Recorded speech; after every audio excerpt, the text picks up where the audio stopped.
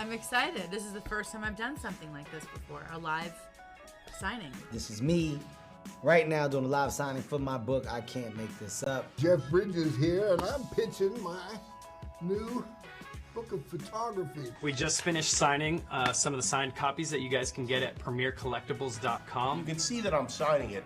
This is not some machine scribbling my name. And I want to sign one for you, and I'm so excited that you're on your computer or on your phone. I'm gonna sign the books while you ask the questions? Yeah. Fun. Multitasking. Yeah, killing two birds with one stone. You can purchase a book, you can ask us a question, and if you purchase one, we're signing it. So this is not a lottery system, this is... What kind of question can they ask us? They could ask us a question about anything, really. Kristen, what do you find more challenging, writing or acting? Andrew from Providence, Rhode Island wants to know, what is the best way to shave your old beard? How do you split the duties of parenting with your husband? Alex from San Diego, he said, what's the biggest shot you've ever made on any level? I'm inspired by your success. What advice do you give someone who's never found his passion? What was your favorite book growing up? What's the biggest challenge that you've had on This Is Us? From Zuri Holland. Ooh, from foreign, we gonna ship there? What was the best advice Coach Bryant ever gave you personally? When did you first start wearing number 80, and is there any significance to the number? Why can't you cry at Taco Bell? I cry there all the time. LOL. LOL. That's the first I feel time like that's a cry for help. That LOL was in caps. Where did you get the idea for The Devil Went Down to Georgia? Yeah. We have a caller. Oh, hi, Alan. If you could interview anyone, dead or alive, who would be the person you would love to interview? Oh, wow. We should FaceTime somebody, freak them out, so you We're can gonna see that we're actually talking to a real human. And they just go over here, and I don't know what happens to them once they go to the right. They get put in an it's a envelope mystery. and sent right to your doorstep. I love y'all, man. Bye, guys. Bye. Thanks, everybody. Bye. Thanks, everybody. Bye. Have a great day.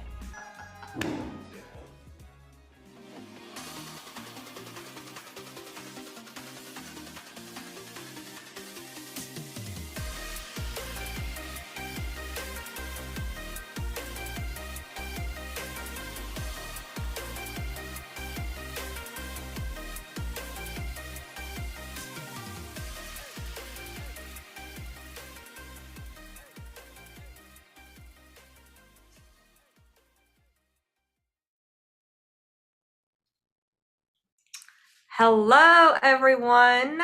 Thank you for joining us. I'm here with my son, Austin. Hi. Allie's going to join us. My daughter, Allie's going to join us here in a minute, too. We are, well, first of all, thank you for hopping on this Facebook Live. I'm so happy to be here with you today. I'll tell you what we've been up to. It's been a really crazy week. Hopefully, you know, my book came out this week. We've been in New York City. We did Good Morning America, and we did a bunch of other press, and then flew into Los Angeles yesterday. So we're actually in a hotel right now in Los Angeles. We're doing a book signing tonight at the Grove. Whitney Cummings is coming. We're going to get to hang out with her. So that'll be super fun. She is hilarious. She's a comedian, one of my friends. So I'm excited to see her. But yeah, we've been doing some press here for anyone. Is anyone on here that's like my age, close to my age? Because if you are, let me tell you, I just got back from doing Access Hollywood with Mario Lopez. Can we say teenage crush, right? And he still looks just the same. Looks really good. So shout out Mario Lopez. Yeah, so just got back from doing that. We've been super busy. I've been up since really early this morning, and Allie just walked in the door, so come say hi. This is Allie. Hello. Come get in. Can you fit in? You're coming. Okay. Here, you say So we are, I have my kids here helping me out with this because they came out here to support me and come to the book signing tonight at the Grove. But yeah, we've just been really busy. And if you have questions, put them out. We already have a bunch of questions that have come in that we're going to get to here in a second and answer for you guys. And but if you have a question right now, just type it in. There should be a little place right there you can type it in, and hopefully we'll get to it.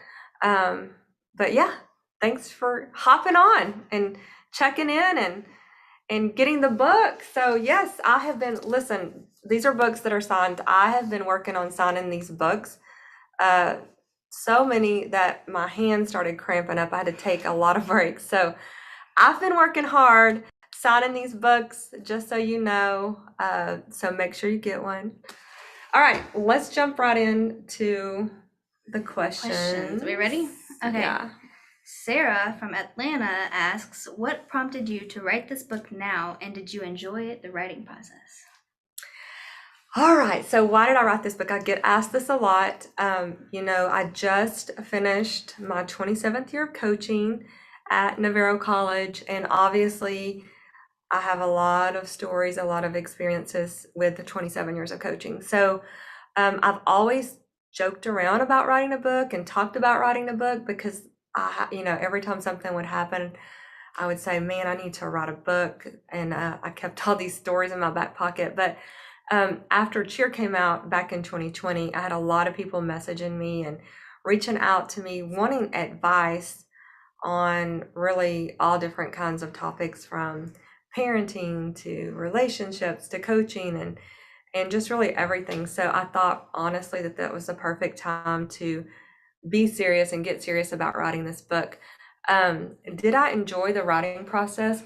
Actually, what happened is, as everyone knows, we went into a pandemic. So it actually freed up my time to where I could really not feel rushed and pressured because we were in lockdown and school had gone online at the college, and my summer was much more free than it was going to be because we were in a pandemic. So I definitely enjoyed the writing process. Like I said, I wasn't under a lot of time commitments for other projects at the time. So it allowed me to really enjoy it and take the time that I needed. So yeah. All right, what else we got, Allie? All right, Rachel asks, when did you first begin cheering? When did I first begin? Okay, well, first of all, cheerleading was way different back in my day because I'm a little bit older. So let me just kind of give y'all the background of cheerleading in case you're maybe younger and all you know is all-star cheerleading. So back when I cheered, there was no all-star cheerleading, which is club cheerleading. And really all we had was either gymnastics or school cheer. So I started gymnastics when I was in 5th grade, and I did gymnastics up through 8th grade. So where I was actually doing floor, bars, beam and vault. And then I just took tumbling classes after that because I started cheering in middle school when I was first old enough to try out for cheerleader. And then of course I cheered through high school, and I cheered 1 year in college. But yeah, it was definitely different. The All-Star kind of came about right when I graduated high school is when I first heard of it. And what All-Star cheerleading did is it evolved into this incredible community and world of competitive cheerleading. And it created this incredible talent pool because these young kids started doing cheerleading from a very young age, from 3 years old. They were getting coached by some of the greatest coaches in the cheerleading community. So they were creating these little cheer beasts. And so the cheer community really has changed, evolved, and luckily my daughter got to do all-star cheerleading. I did get to So experience that. although I didn't do it, I owned a gym for 14 years, and on top of my coaching job at Navarro. I know, a little bit crazy, right? I just never wanted to sleep. But yeah, I owned a gym for 14 years, and I did that so that I could coach my daughter. So I got to coach Allie since she was basically born. Up until she was in high school, she did competitive cheer at CTA, the gym that I used to own that's right next to the college. So yeah, I wish I could have done it, but I'm living vicariously through my own child and all the athletes that I coach and getting to cheer them on the side. So love it. What's another question? So Jesse from Arkansas says, what would you tell a middle or high schooler wanting to cheer at a college level? What I would tell someone that wants to cheer in college is, first of all, and this is most important, there is a college program for everyone, because you don't have to be the most elite tumbler, the most elite flyer. You don't have to be all that to cheer in college, because every program is different. There are programs that don't compete at all. There are game day programs. There are programs that just do sideline cheerleading.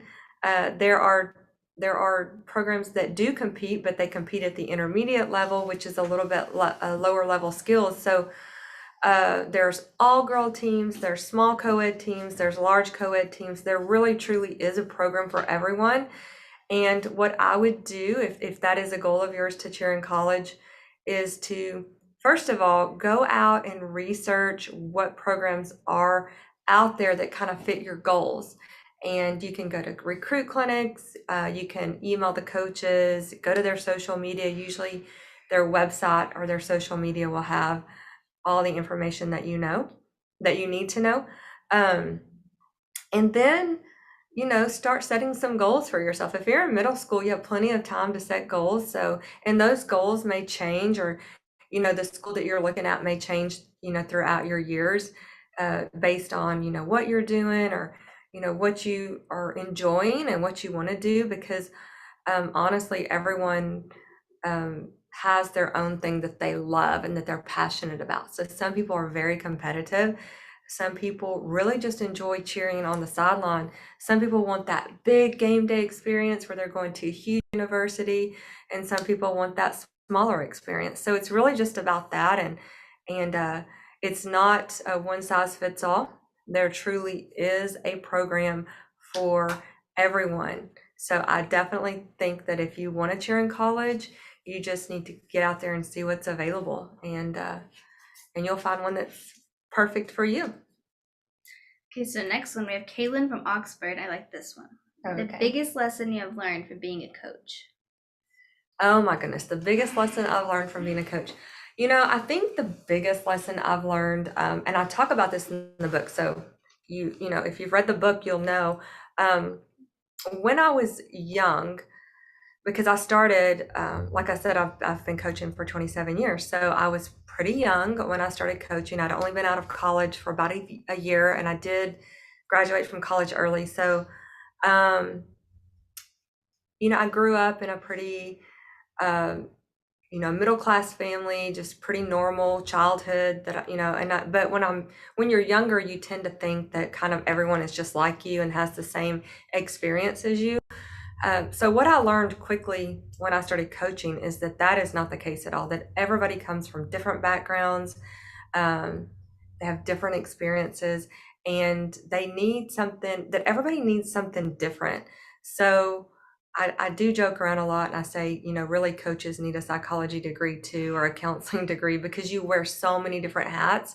I'm an advisor, I'm a counselor, I'm a second mom when I need to be, I'm a disciplinarian, I just have to wear so many different hats. So the thing that I learned, from coaching is that everyone does need something different. Some people need more structure, some people need more discipline, some people need a softer voice because they need to be spoken to a little bit more gently, because you can tear down their self-confidence. So that's definitely, I think, the biggest thing that coaching has taught me, and I've tried really hard to make sure that I am what everyone needs, and I meet them where they're at, and help them grow from there. So yeah. Good answer. I like it. So Kathy from Michigan says, "Did you expect cheer to become such a sensation? People fell in love and got hooked on the show." Very good question. No, not at all. And I talk about in the book when I was approached and kind of how that all played out.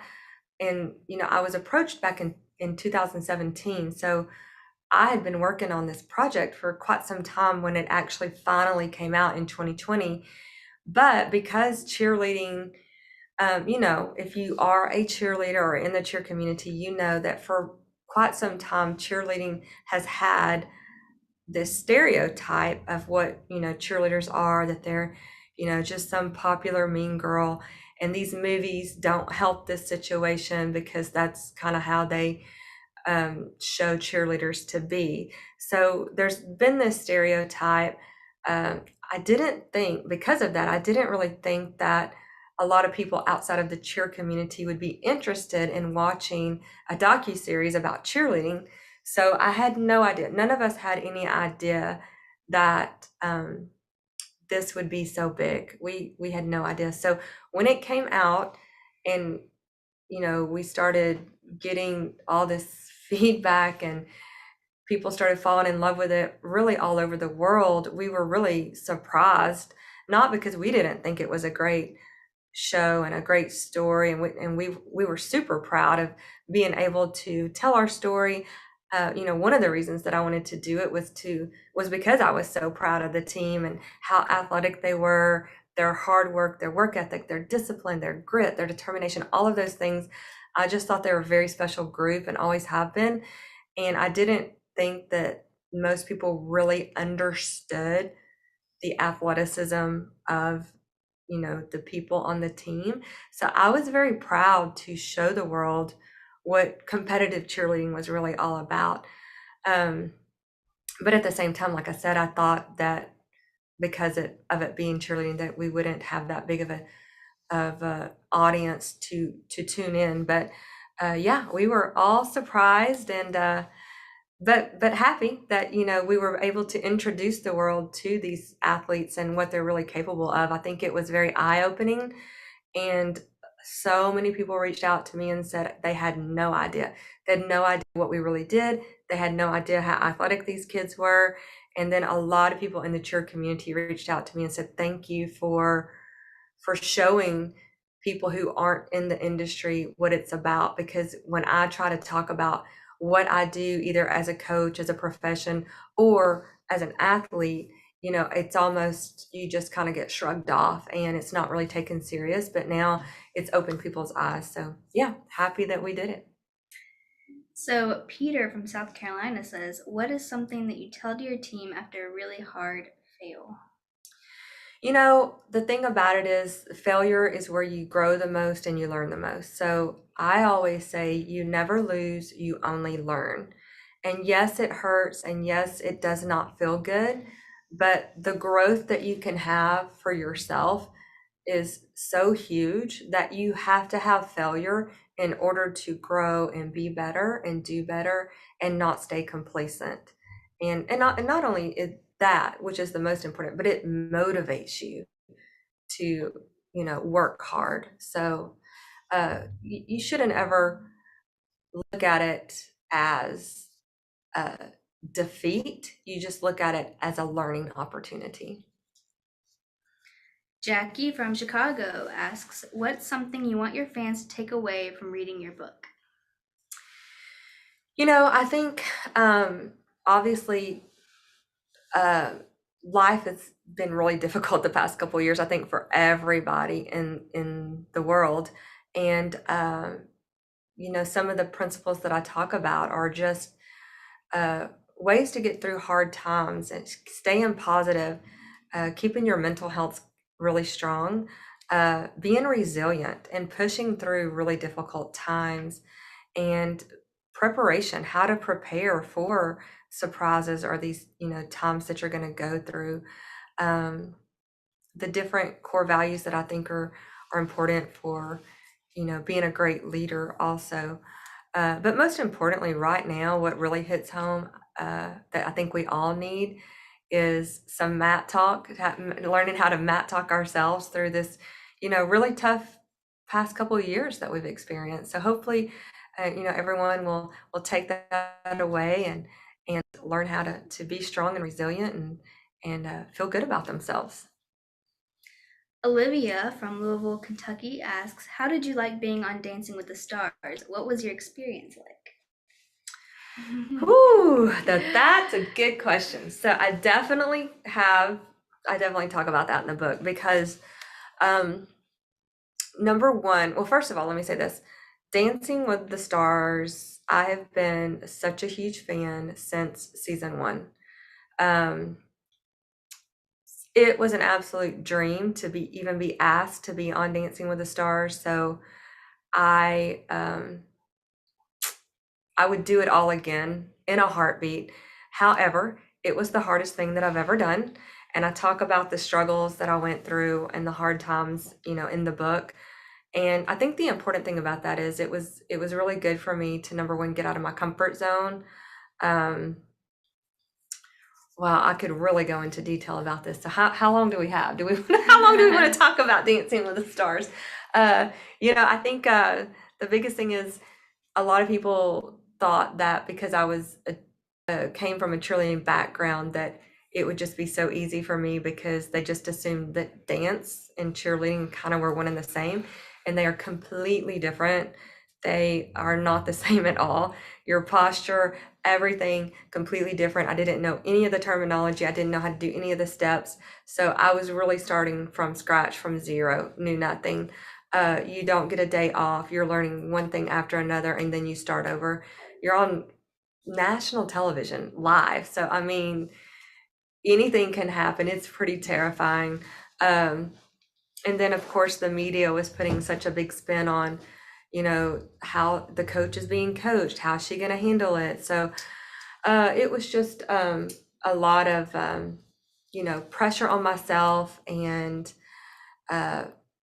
really having to be vulnerable. And I think, it took me a minute to realize that I had to really myself follow, some of these principles that I really push onto my own athletes and make sure that I was doing that in order to get through the season. I would do it all again because it was amazing. Everyone there was so wonderful, but yes, it was definitely hard. Sandra from Tennessee asks, what has been your favorite opportunity coming out of cheer for you?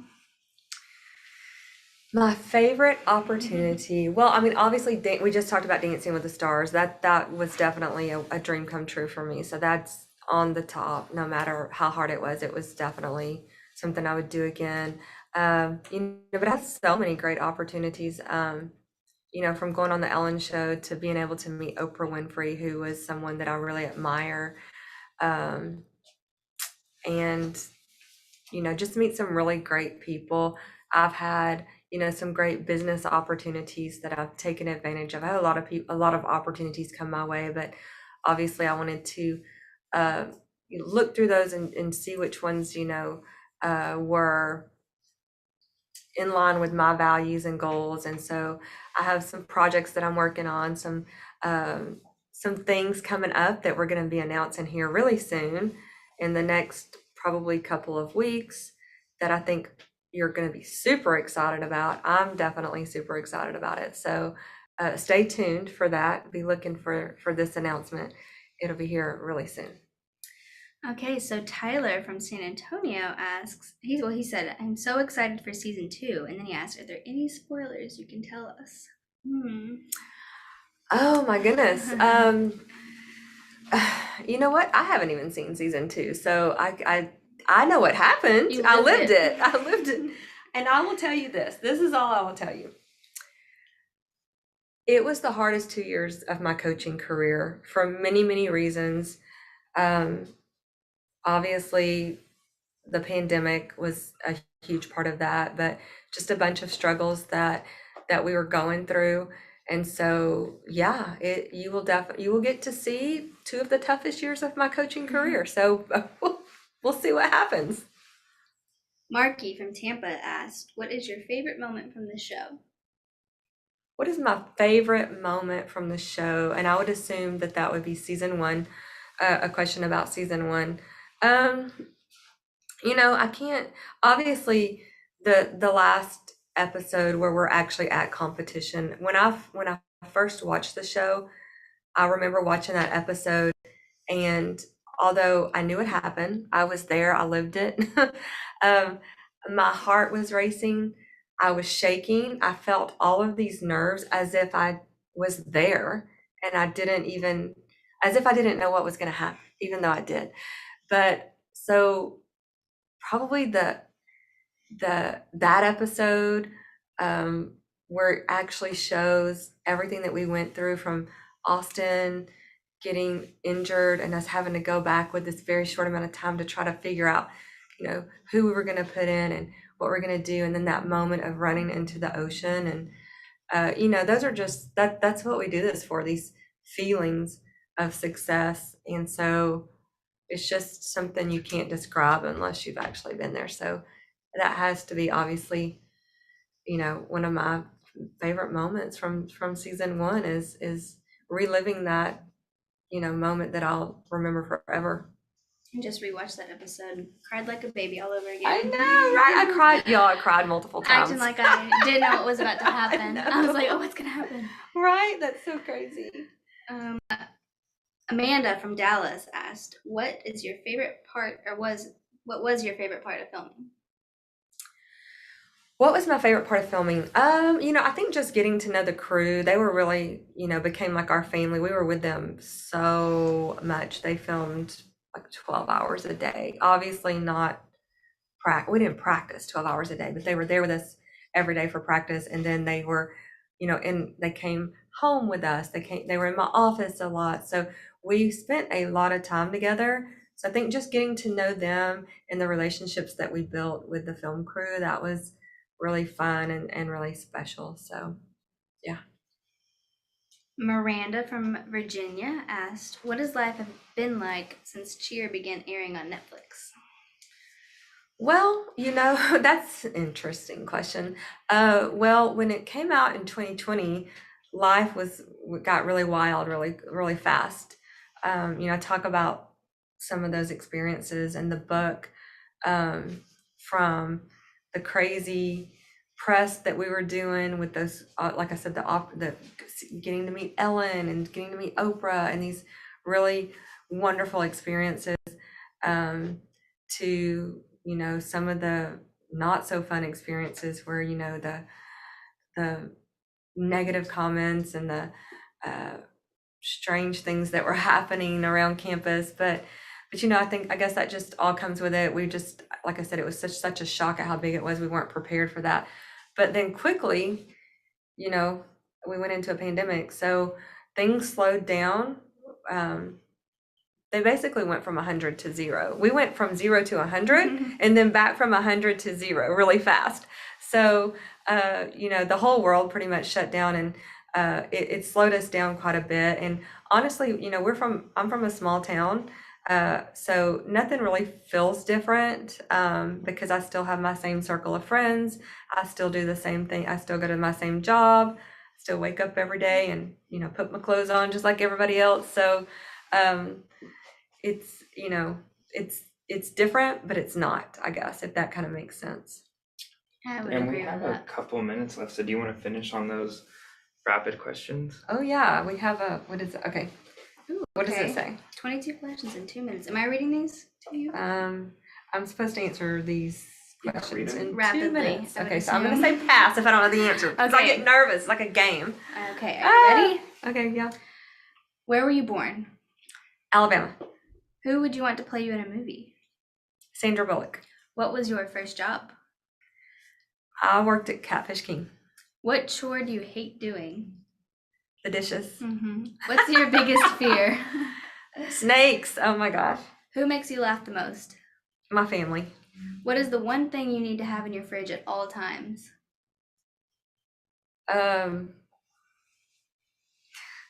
What? Oh yeah. Protein drinks? Protein I drinks, don't yeah. know. What was your favorite school subject? Math. Who is the most interesting person you met recently? Recently, I met Katie Couric today. I did a podcast with her. I love Katie Couric. What is your middle name? Annette. What is your biggest pet peeve? Oh man. Making excuses. Just own it. Let's go. What is your favorite hobby? Cheerleading. What's your guilty pleasure? Chocolate.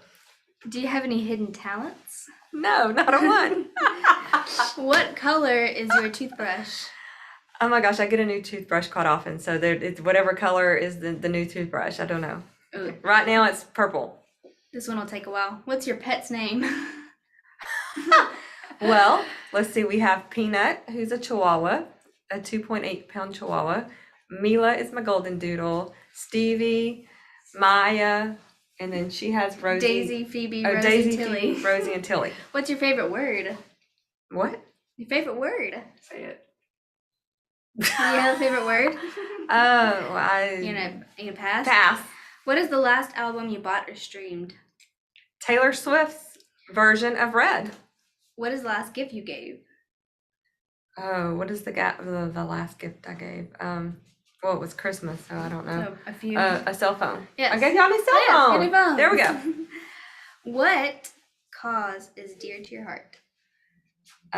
Helping those in need. What is your greatest achievement? My kids. Aww. And where do you want to go that you've never been? Bora Bora. Ooh, I agree. And or Turks and Caicos. I don't know, something like that.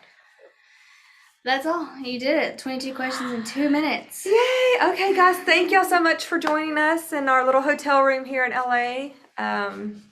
If you're in Dallas on Saturday, come see me. Thank you for joining.